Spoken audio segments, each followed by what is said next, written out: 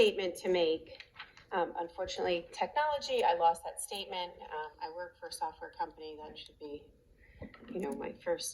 that's the first problem. I had to rework this today, and I just wanted to make a couple of points. I first want to thank everyone for or against Wit and Wisdom. Thank you for coming out. Thank you for taking your time. Thank you for expressing your concern and your interest here today. Dr. McNeil mentioned a concern early on about the level that this program is written on.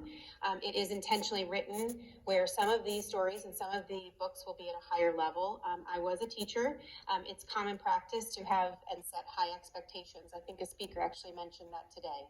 We do have high expectations, and we will introduce content at a level of a child's critical thinking. So they don't always have to be able to read a book to be able to think about and explore that. There's scaffolds in place, and we heard about that from Dr. Chance, that would support our learners on their reading level.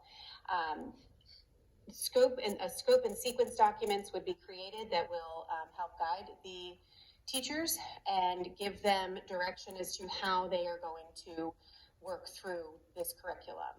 They will be provided professional development over the next year. So I know there have been 2 days. I'm hearing all of you. I heard about a Zoom lesson, but there will be, I've talked to Dr. Chance that they will look over the curriculum, provide support for our teachers so that they are able to present the lessons in a structured manner.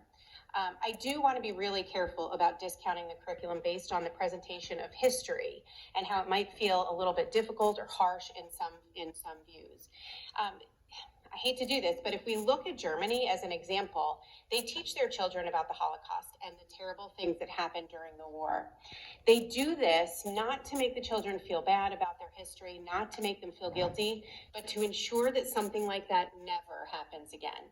And that is part of what we need to do. We need our history to be presented truthfully to protect all of our students and to be able to move forward.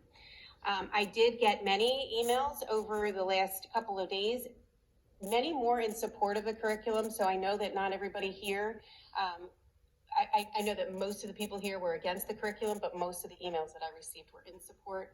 And as an educator, an elected official, a parent, a taxpayer, I really am grateful to Dr. Chance and to the highly qualified professionals that are making these decisions. I wouldn't want to be in their position today. A lot of you would say, I don't want to be, sitting here in the school board today. But that is their job, and I trust them, and that's why we hired them. That's why Downingtown is the district that it is. And finally, please know there's a policy in place that if you wanted to exclude your child from certain resources, you are more than welcome to. Thank you.